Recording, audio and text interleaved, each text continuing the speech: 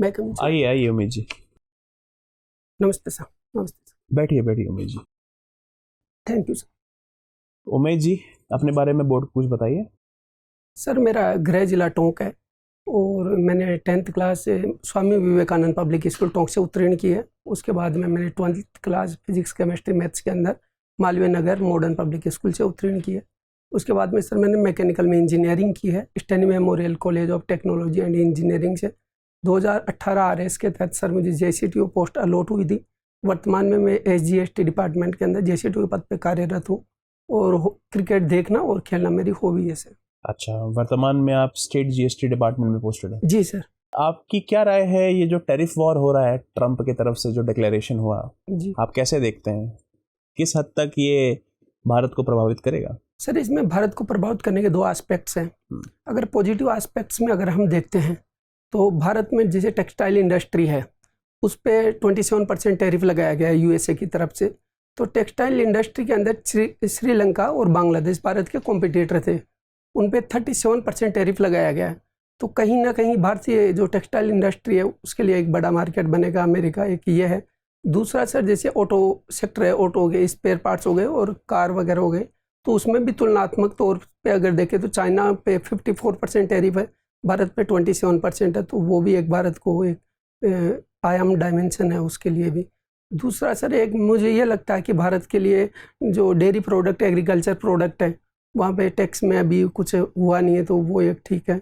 अगर negative aspect से देखें तो भारत के सर जैसे जो इसमें कुछ ज्वेलरी है तो उस पर जेम्स ज्वेलरी आभूषण वगैरह वो, तो उन पर काफ़ी ज़्यादा ही टैक्स है। पहले 10% था, अभी 27% है, तो वो USA के मार्केट से कहीं ना कहीं बाहर हो जाएंगे। बहुत बढ़िया उमेश जी। मुझे बताइए कि हम लोग लाइसेंस राज से जी इंस्पेक्टर राज से कितने आगे बढ़ चुके हैं, और अभी वर्तमान में स्टेट GST और GST डिपार्टमेंट किस तरीके से काम कर रहा है? जी सर अभी तो लाइसेंस राज का ऐसा कुछ है नहीं। अभी पंजीकरण की रजिस्ट्रेशन की व्यवस्था है, वो भी राजस्थान में जो माननीय कमिश्नर साहब है प्रकाश राज पुरोहित जी, उनके नेतृत्व में अभी फेसलेस डिपार्टमेंट बनाया गया है SGST को, कॉमर्शियल टैक्स डिपार्टमेंट को। उसमें एक GSTN पोर्टल के थ्रू आवेदन करता है पंजीकरण के थ्रू, और BIU बिजनेस इंटेलिजेंस यूनिट और CRU जो सेंट्रल रजिस्ट्रेशन यूनिट होती है वहाँ से उनका देखा जाता है जो भी डॉक्यूमेंट्स वगैरह हैं, तो उनके आधार पर रजिस्ट्रेशन होता है। तो अभी लाइसेंस का तो कुछ ऐसा है नहीं। थैंक यू उमेश जी, आपने BTech किया है मैकेनिकल इंजीनियरिंग से। जी ये मैकेनिकल इंजीनियरिंग क्या होती है? सर मैकेनिकल इंजीनियरिंग एक इंजीनियरिंग की ऐसी ब्रांच है जिसमें किसी भी जॉब को करने के लिए मशीनों की डिज़ाइन डेवलपमेंट किया जाता है। हम एक मोटर को जनरेटर में कन्वर्ट कर सकते हैं? सॉरी सर मुझे इसका आइडिया नहीं है। किसी भी कार का या वाहन का जो इंजन है इसमें 2 स्ट्रोक और 4 स्ट्रोक क्या होते हैं? सर इसमें 2 स्ट्रोक को तो ये होता है कि 2 स्ट्रोक होते हैं उसमें, अपवर्ड स्ट्रोक और डाउनवर्ड स्ट्रोक। और सर अगर स्ट्रोक की बात करें तो TDC से BDC के बीच में जो पिस्टन का मूवमेंट होता है टॉप डेड सेंटर से बॉटम डेड सेंटर, उसको एक स्ट्रोक कहा जाता है। तो 2 स्ट्रोक के अंदर ये होता है कि जो अपवर्ड स्ट्रोक होता है उसी के अंदर फ्यूल भी आता है, उसी के अंदर कंप्रेशन भी होता है, और दूसरे स्ट्रोक के अंदर कंबंसन और एग्जॉस्ट एक साथ में होता है। जबकि 4 स्ट्रोक के अंदर ये 2 बार मूवमेंट होता है पिस्टन का, क्रैंकशाफ्ट का 4 बार मूवमेंट होता है, उसमें ये 4 स्ट्रोक कंप्लीट होते हैं। कौन से इंजन की इफिशियंसी ज़्यादा होती है, 2 स्ट्रोक की या 4 स्ट्रोक जी की? सर 4 स्ट्रोक की ज़्यादा होगी, क्योंकि क्रैंकशाफ्ट सर 4 स्ट्रोक में 2 बार घूमेगी और उसमें एक ही बार फ्यूल आएगा, जबकि इधर क्रैंकशाफ्ट है वो 1 बार घूमेगी और 1 बार फ्यूल आएगा। तो उस वजह से तो जिसमें फ्यूल का कंजप्शन ज़्यादा होगा उसकी इफिशियंसी ज़्यादा होनी चाहिए। सर इसमें ये देखा जाता है कि पावर और टॉर्क में देखा जाता है इसमें, क्योंकि फ्यूल का कंजम्पशन 2 स्ट्रोक में काफ़ी ज़्यादा है, लेकिन उसमें टॉर्क है, उसमें पावर नहीं है, और 4 स्ट्रोक के अंदर से टॉर्क ज़्यादा आता है, तो उस वजह से सर। एक क्रैंकशाफ्ट क्या होती है? सर क्रैंकशाफ्ट वो होती है जो पिस्टन है और कनेक्टिंग रोड है उससे जुड़ी हुई रहती है इंजन के अंदर, जो पिस्टन को मूवमेंट करवाती है कनेक्ट शॉफ्ट से, और जब भी कोई स्ट्रोक होता है वो मूवमेंट करती है। क्रैंकशाफ्ट के एक साइड में फ्लाई व्हील लगा होता है सर, तो एनर्जी इसी के थ्रू जो क्लच और गियर बॉक्स में जाती है सर। ये ग्रीन एनर्जी क्या है? सर ग्रीन एनर्जी ऐसी एनर्जी है सर कि जिसमें एक तरह से sir sorry clean energy sir या ग्रीन एनर्जी में समझ ग्रीन एनर्जी। जी सर ग्रीन एनर्जी जो रिन्यूएबल एनर्जी उसको कहा जाता है, जैसे सोलर एनर्जी, और ग्रीन हाइड्रोजन भी उसमें आता है, विंड एनर्जी हो गई, तो इनको कहा यानी जाता एक ऐसी एनर्जी जिसके प्रोडक्शन में किसी भी पॉल्यूटिंग गैस का इमिशन नहीं होता है, है। जी जी, थैंक यू सर। वो ग्रीन एनर्जी कहलाती जी। है। एक होता है ग्रीन पेट्रोल, हरित पेट्रोल, ये क्या है? सॉरी सर, मैं इसको समझ नहीं पा रहा। अगर ये एथेनॉल ब्लेंडिंग वाला कॉन्सेप्ट है तो वो मैं बता सकता हूँ, बाकी मैं एग्जैक्ट श्योर नहीं हूँ सर। नहीं, वो अलग है दोनों का। जी सॉरी तो सर। इथेनॉल ब्लेंडिंग पेट्रोल क्या है? सर इसमें जो एथेनॉल है वो मिलाया जाता है, जैसे अभी भारत में E20 जो मिशन चल रहा है, एथेनॉल ब्लेंडिंग पेट्रोल, जो गन्ना और मक्का वगैरह इनसे निकाला जाता है, उसको एथेनॉल को ब्लेंड किया जाता है। तो क्या सरकार ने E20 का लक्ष्य प्राप्त कर लिया? सर अभी तो 15% चल रहा है सर, हमारी जो ब्लेंडिंग है वो 15% है। 15 है क्या? 18 पॉइंट समथिंग पहुंच चुका है। सर मैंने अभी थोड़े दिन पहले न्यूज़पेपर में पढ़ा था, तब 15 था, अभी मैं जाके एक बार देखा। तो इसको सरकार क्यों प्रमोट कर रही है इथेनॉल को उपयोग के लिए? सर इसके 2-3 रीजन है सर, मेनली रीजन तो एक तो यह है कि जो पेट्रोल है तो वो हमें आयात करना पड़ता है, तो हमारा काफ़ी ज़्यादा वहाँ पे। दूसरा यह है सर कि इससे जो बनाया जाएगा, एथेनॉल बनाया जाएगा, वो गन्ना मक्का इनसे बनाया जाएगा, तो एक किसानों की भी आय में वृद्धि होगी। तीसरा सर ये है कि इसमें ये एस्पेक्ट है कि हमारे पास में जो एथेनॉल ब्लेंडिंग जो पेट्रोल है, उससे पेट्रोल पे निर्भरता एक कम होगी और एक मतलब पोल्यूशन भी इससे कम होता है सर। तो इथेनॉल को जब पेट्रोल में मिलाएंगे तो इससे राज्य सरकार के राजस्व में कमी नहीं आएगी? क्योंकि भारत में कई सारी राज्य सरकार ऐसी हैं जिनको रेवेन्यू इथेनॉल के बिकने से मिल रहा है। जी तो और वही काम अगर केंद्र सरकार करेगी तो राज्य सरकार के रेवेन्यू में कमी नहीं आएगी? सर राज्य सरकार के रेवेन्यू में बिल्कुल कमी आएगी इससे, लेकिन सर केंद्र सरकार का रेवेन्यू है वो भी आयात करने में पेट्रोल में जाता है, जैसे हम रशिया से आयात करते हैं इधर जाता है, तो एक वो रेवेन्यू भी हमारे पास में बचेगा। और फाइनली जो केंद्र सरकार का रेवेन्यू होता है वो राज्यों के अंदर ही डिस्ट्रीब्यूट किया जाता है, तो वो एक गुड। सर उमेद जी, आप टोंक से संबंध रखते हैं और पीपलू आपका तहसील है शायद? जी सर। क्यों जाना जाता है पीपलू? सर पीपलू में विराट पशु मेला लगता था पहले। अब नहीं लगता है? नहीं सर अभी नहीं लगता।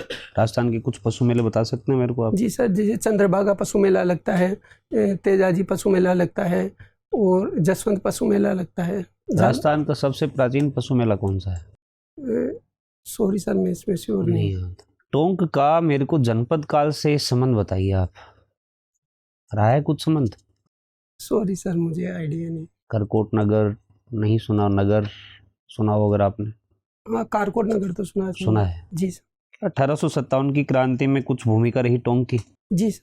क्या भूमिका थी बताइए? सर 1857 की क्रांति के समय पे जो टोंक के नवाब थे वो वजीउद्दौला जी थे। तो जो नीमच से जो सैनिक आए थे दिल्ली जाने के लिए, तो टोंक के नवाब ने उनको सहायता नहीं दी थी, तो टोंक के सैनिक और टोंक की जो आम जनता थी उन्होंने नवाब के खिलाफ विरोध किया था, और उन्होंने विरोध करने के बाद में अपना जो वेतन था वो नवाब से वसूल किया, और जो नीमच से सैनिक आए थे उनको डिस्ट्रीब्यूट किया था, और उनके लिए भोजन रसद सामग्री भी प्रोवाइड करवाई थी। इस समय कुछ महिलाओं की भूमिका भी सामने आई टोंक के अंदर सर? टोंक में सॉरी सर मुझे इसका आइडिया नहीं है। अभी हाल फिलहाल में आपको राजस्थान में मुख्य 2 समस्याएं, सबसे बड़ी समस्याएं क्या नजर आती है ओवरऑल? सर मुझे जो एक तो जैसे महिला शिक्षा को लेके मुझे काफ़ी वो है कि काफ़ी कम है, 52% है जो काफ़ी कम है। दूसरा मुझे ये लग रहा है सर कि सामाजिक दृष्टिकोण से देखा जाए तो एक यह है कि जो कुप्रथाएं हैं तो उनको मैं देखता हूँ कि वो, जैसे कुप्रथाएं कौन कौन सी? जैसे आटा साटा प्रथा हो गई, एक मृत्यु भोज हो गया, तो इनको बाल विवाह हो गया। राजस्थान मतलब इंडिया में ये चीज़ सबसे क्या है आटा साटा? आटा साटा प्रथा एक ऐसी प्रथा है जो मुख्य तौर पे देखा जाए तो ये ग्रामीण क्षेत्रों में अभी ज़्यादा प्रचलित है। इसमें ये होता है कि जो शादी है वो एक तरह से लेन देन का एक माध्यम बन चुका है, उसमें कि बच्चे की शादी होगी तो लड़की की भी दूसरी जगह शादी करवाई जाती है, और वो एक सर्कल के तौर पे वो होती है। तो उसका सबसे बड़ा नुकसान ये है कि अगर कहीं भी एक डिस्प्यूट होता है हस्बैंड वाइफ के बीच में, तो बाकी 2-3 रिश्ते उसकी वजह से खराब हो जाते हैं। रम्मत के लिए जाना जाता है टोंक, क्या है ये रम्मत? सॉरी सर मैं अगर इसमें मुझे लगता है कि रम्मत टोंक में सर एक रम्मत सर बीकानेर और जैसलमेर में हुई थी वैसे। अच्छा, क्या है तो कौन सा लोक नाट्य प्रसिद्ध है टोंक में सर? टोंक में सर ताशा है, लोक नाट्य प्रसिद्ध है। ताशा लोक नाट्य है, फिर ताशा कोई वाद्य यंत्र है? मैं अभी याद नहीं कर पा रहा हूँ, लेकिन मुझे उसका पूरा एग्जैक्ट पता है कि वो टोंक के अंदर होता है। वो ताशा वाद्य यंत्र जो है, जो उसमें किसी की मौत पे बजाया जाता है, गम में बजाया जाने वाला वाद्य यंत्र है ताशा। तो फिर लोकनाट्य कौन सा प्रसिद्ध है टोंका? टोंका है सर, मैं उसका नाम नहीं पता, बाकी मुझे ये पता है कि उसमें कैसे बजाते हैं, कौन सा वाद्य यंत्र यूज करते हैं, क्यों बजाया जाता है, ये पता है सर। आपने केसरिया बलम सुना होगा? जी सर। किस गायन शैली का गीत है ये? सर मैं श्योर नहीं हूँ, लेकिन मांड गायक शैली का है सर। मांड गायन शैली। जी सर। एक है लंगा और एक है मांगनी हर्ष। जी दोनों ही गायन शैलियाँ पश्चिमी राजस्थान की बड़ी प्रसिद्ध हैं। जी। क्या विशेष अंतर है इन दोनों गायन शैलियों में? सर मुझे आइडिया इसका आइडिया नहीं। नहीं। आपकी अभिरुचि आपने लिख रखी है क्रिकेट खेलना और देखना। जी सर। राज सिंह डूंगरपुर का क्रिकेट में क्या योगदान है? सॉरी सर, मुझे सुना है आपने राज जी सिंह सर, डूंगरपुर? बिल्कुल सुना है। क्रिकेट कौन थे ये? सर डूंगरपुर के थे, राज सिंह डूंगरपुर, और उन्होंने राष्ट्रीय स्तर पर भी क्रिकेट खेला था। कि बीसीसीआई से कुछ संबंध रहा इनका? सर बीसीसीआई के बोर्ड में थे, राजस्थान रहे से थे। शायद एकमात्र प्रेसिडेंट अगर कोई रहे तो राज सिंह डूंगरपुर रहे। जी सर। तो आप बॉलिंग करवाते हैं फिर बैटिंग करते हैं? सर मैं विकेट कीपिंग और बैटिंग। विकेट कीपिंग में अपना आदर्श किसे मानते हैं? सर मैं महेंद्र सिंह धोनी। क्या कारण है? हाँ सर, एक तो उनका ये है कि विकेट कीपर की मुझे लगता है कि जो सबसे ज़्यादा बड़ी खूबी होनी चाहिए कि पिच को सबसे पास से विकेट कीपर देखता है। वो 50, अगर वनडे की बात करें तो 50 और विपक्षी टीम खेलती है तब भी वो उसकी नज़र पूरे पिच पे रहती है, तो एक उसका सबसे अच्छा एनालिसिस वही कर पाता है जो अपनी टीम को। चलिए मेरा अंतिम प्रश्न ये है आपसे कि बॉल पुरानी होने के बाद रिवर्स स्विंग कैसे होता है? सर रिवर्स स्विंग का ये अगर फिजिक्स के दृष्टिकोण से कंसेप्ट देखा जाए तो ये होता है कि बॉल पुरानी होने के बाद में उसकी एक सतह को खुरदरी बना दिया जाता है। वो खुरदरी बनाने के बाद में उसको जब फेंका जाता है, जो विंड की स्पीड होती है तो उससे उसका फ्रिक्शन होता है, तो उस वजह से रिवर्स स्विंग होती है। जी सर। उमेश जी, आपसे बात करके बहुत अच्छा लगा। आपका इंटरव्यू समाप्त होता है, आप जा सकते thank you sir, thank you. बैठिए। उमेश जी, कितना मार्क्स आया था पिछली बार इंटरव्यू में आपका? सर मेरे पिछली बात है 47। क्यों कम रह गया था? सर मेरा इंटरव्यू जैसे अगर मैं बताऊं तो पूरा जीएसटी पे चला गया था। वो जाएगा ही। हाँ बिल्कुल, और सर उस टाइम पे मैंने ज्वाइनिंग ही की थी।